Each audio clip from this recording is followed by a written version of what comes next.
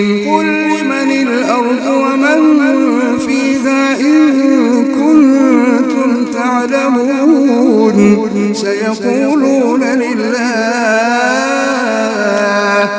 قل أفلا تذكرون قل من رب السماوات السبع ورب العرش العظيم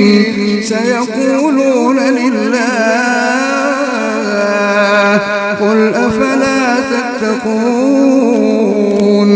قل من بيده ملكوت كل شيء وهو يجير ولا يجار عليه إن كنتم تعلمون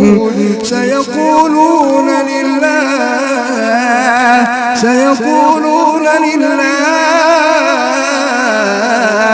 قل فأنى تسحرون.